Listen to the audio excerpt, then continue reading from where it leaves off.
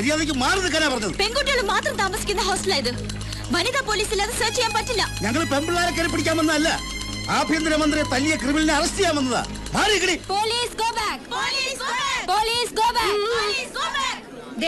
ഈ മേരി പൈസ് മേട്ടറായിരിക്കുന്ന ഹോസ്റ്റലായത്. ഇവിടെ എന്ത് നടക്കണമെങ്കിലും ഞാൻ അറിഞ്ഞിരിക്കണം. വനിതാ പോലീസ് ഇല്ലാതെ ഇതിനകത്ത് കയറാൻ പറ്റില്ല. ഞങ്ങളുടെ ഡ്യൂട്ടി തടസ്സപ്പെടുത്തരുത്. അവൻ ഇതിനകത്തുണ്ട്. അവനെയും കൊണ്ടേ ഞങ്ങൾ പോവും. ഇതിനകത്ത് ആൺകുട്ടികളെ കയറ്റി ഓടിയില്ല. പിന്നെങ്ങനെ ഒളിപ്പിക്കുന്നത്? അഥവാ അങ്ങനെ ആരെങ്കിലും ഒളിപ്പിച്ചാ അവളുടെ കൈ ഞാൻ വെട്ടും. അതിന് നിങ്ങൾ വേണമെന്നില്ല. വിശ്വാസമെല്ലാം കയറി പരിശോധിച്ചോളൂ. പക്ഷെ വനിതാ പോലീസ് വരണം. ലേഖേ, മുറിയിലുള്ള കുട്ടികളോടെല്ലാം പുറത്തേക്ക് വരാൻ പറയൂ. Yes madam. സർ,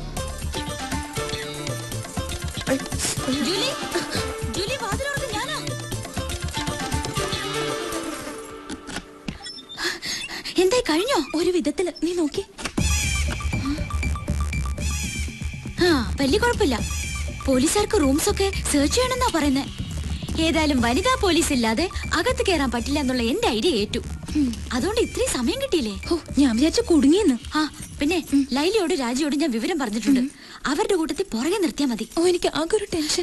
തുടങ്ങി അവളുടെ ഒരു ടെൻഷൻ. ധൈര്യമായിട്ട് കൊണ്ടുപോടി. ഞാൻ പോണു. സിറ്റി പോലീസ് കമ്മീഷണർ ഇടിയങ്കർത്ത സാർ ഇപ്പൊ എത്തും.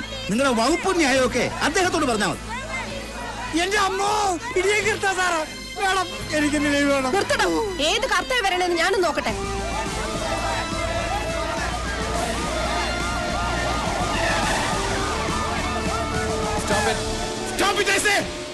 എന്തായി ഭാർഗവ, പ്രശ്നം സോൾവ് ചെയ്തോ? ഇല്ല സർ. സംശയം ഉണ്ടെന്ന് പറഞ്ഞ പെൺകുട്ടികളുടെ പേരെന്താ? ലേഖ, ജൂലി.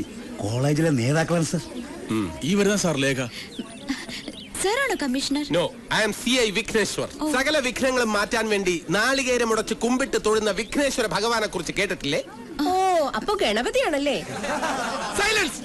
ഈ CI വിഘ്നേശ്വർ ഇറങ്ങി സകല വിഘ്നങ്ങളും മാറ്റിയ ശേഷം മാത്രമേ കർത്താ സാർ ഇറങ്ങൂ. കർത്താ സാർ ഇറങ്ങി കഴിഞ്ഞാൽ പിന്നെ കർമ്മം ക്രിയ. വെറും ക്രിയയല്ല, കൈക്രിയ. ദാറ്റ് ഈസ് ഇടിയൻ കർത്താ സാർ. Ready sir? ഞാൻ എന്ത് കർത്താൻ പറഞ്ഞു? ഇടിയൻ കർത്ത. ഒരു വെയിറ്റ് ഇരിക്കട്ടെ എന്ന് കരുതി സാർ. അനാവശ്യമായ വിശേഷണങ്ങൾ ചേർത്ത ആളുകളെ പരിചയപ്പെടുത്തിയാൽ നേരിൽ കാണുമ്പോൾ ജനങ്ങളുടെ ഇംപ്രഷൻ പോകും. അതല്ലെങ്കിലും പോകും സാർ. അത് ഞാൻ എന്റെ കോട്ട് കൊണ്ട് കവർ ചെയ്യും. താനെന്ത് ചെയ്യും? ഇവിടുത്തെ സിറ്റുവേഷൻ എങ്ങനെ? വളരെ ഓക്കെയാണ് സാർ. സാറിന് ഇരിക്കാനുള്ള അന്തരീക്ഷം ഞാൻ ഒരുക്കിയിട്ടുണ്ട്. People lacking intelligence show their muscle power. എല്ലാവരും കേട്ടല്ലോ? അതിന്റെ മീനിങ് പിന്നീട് എനിക്ക് പറഞ്ഞു തരണേ sir. Okay, come on. Coming sir. പണ്ട് ഞാനൊരു ജർമ്മൻ ഷെപ്പേർഡ് പട്ടിയെ വളർത്തിയിരുന്നു. മെരുങ്ങാൻ സമയമായിട്ട് മെരുങ്ങാതെ അതൊരു ദിവസം എന്റെ നേരെ കുരച്ചു ചാടി. ഞാനൊരു പിസ്റ്റൾ എടുത്ത് ഡിഷിം ഡിഷിം ഡിഷിം.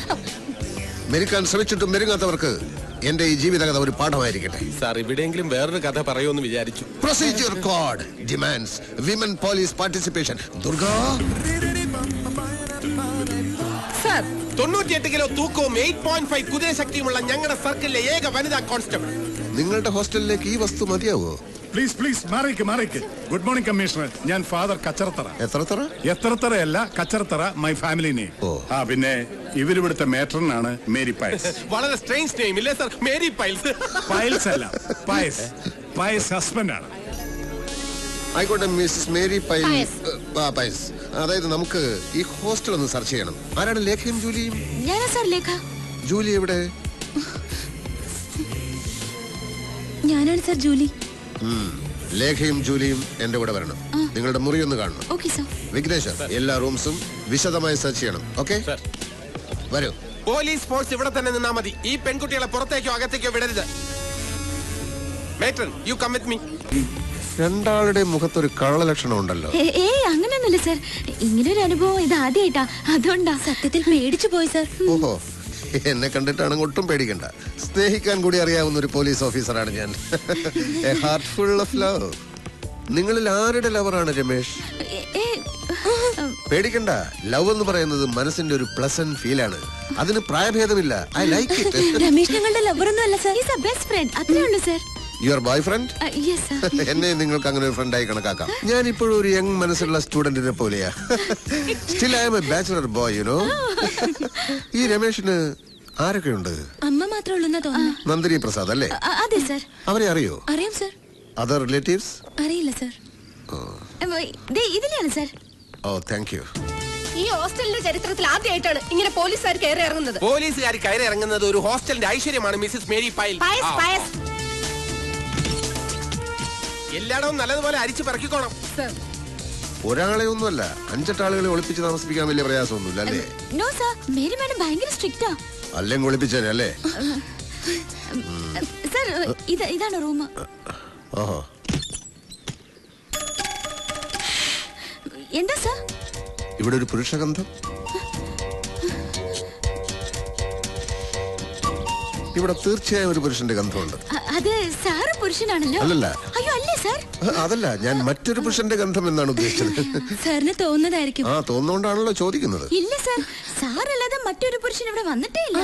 ഞങ്ങളുടെ കസിൻസ് വന്നാൽ പോലും താഴത്തെ ഗസ്റ്റ് റൂം വിട്ട് മുകളിലേക്ക് വരാൻ മേരിമാഡ് സമ്മതിക്കില്ല സർ. ഈ റൂം വളരെ സ്പേഷ്യസ് ആണല്ലോ.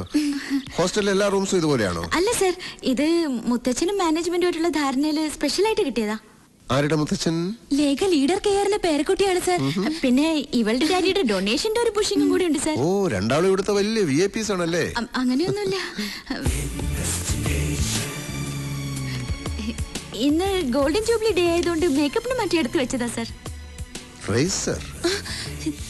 ചെറുതായിട്ട് മീശ ഉള്ള ചിലര് ഹോസ്റ്റലിലുണ്ട് സർ. അവർക്ക് ഡാൻസിനും മറ്റും മേക്കപ്പ് ചെയ്യാനായിട്ട്. ജൂലി നന്നായിട്ട് മേക്കപ്പ് ചെയ്യൂല്ലേ? നന്നായിട്ടൊന്നുമില്ല സർ. മൂക്കില്ല രാജ്യത്ത് മുറിമുക്കൻ രാജാവെന്ന് പറഞ്ഞ പോലെ ആർട്സ് ക്ലബ് സെക്രട്ടറി അല്ലേ, അതുകൊണ്ട്. നാർക്കോട്ടിക് സെല്ലിൽ 3 കൊല്ലം പയറ്റിത്തെളിഞ്ഞ് എന്നോട് കള്ളം പറയണ്ട. ട്രിവാൻഡ്രം എയർപോർട്ടിൽ 5 കോടിയുടെ ബ്രൗൺ ഷുഗറുമായി എത്തിയ മുഹമ്മദ് അൻസാരിയെ വെറും സ്മെല്ല് കൊണ്ട് കണ്ടുപിടിച്ച് കസ്റ്റഡിയിലെടുത്തവനാ ഞാൻ ഉണ്ടെങ്കിൽ പിന്നെ പോലീസ് നായയുടെ ആവശ്യമില്ലെന്ന ഡിപ്പാർട്ട്മെന്റിലെ മുഴുവൻ പേരും പറയുന്നത്. I have my own style of investigation, you know. I am too intelligent. ഇനി പറയൂ, രമേശിനെ എവിടെയാണ് ഒളിപ്പിച്ചിരിക്കുന്നത്? ഞങ്ങൾ പറഞ്ഞല്ലോ സർ. പറഞ്ഞില്ലല്ലോ. രമേശിനെ ഞങ്ങൾ എന്തിനാ സർ ഒളിപ്പിക്കുന്നേ? ഗസ്, ഇതാരെഴുതിയതാ? ദേ ഇവളുടെ പണിയാ. മനസ്സിൽ എന്തെങ്കിലും തോന്നിയാ എവിടെയാന്നൊന്നും നോക്കില്ല, കുത്തി വരയ്ക്കും. അതാ സ്വഭാവം. Yes, guess. നിങ്ങൾ എന്തിന് രമേശിനെ വിളിപ്പിക്കണം? സ്റ്റെഫി ഗ്രാഫ്, സാനിയ മിർസ നിങ്ങളുടെ ഫേവറേറ്റ്സ് ആണോ? അതെ സർ. ക്രിക്കറ്റ് കളിയൊക്കെ ഇഷ്ടമാണോ? അതെ. രമേശ് നല്ല ക്രിക്കറ്റ് പ്ലെയർ ആണല്ലേ? അതെ സർ. നിങ്ങൾക്ക് അവരോട് ആരാധനയാണല്ലേ? ഇല്ല സർ. ആരാധന മൂത്തൊരു ക്രിമിനലിനെ ഒളിപ്പിച്ചാലുള്ള അവസ്ഥ അറിയാലോ.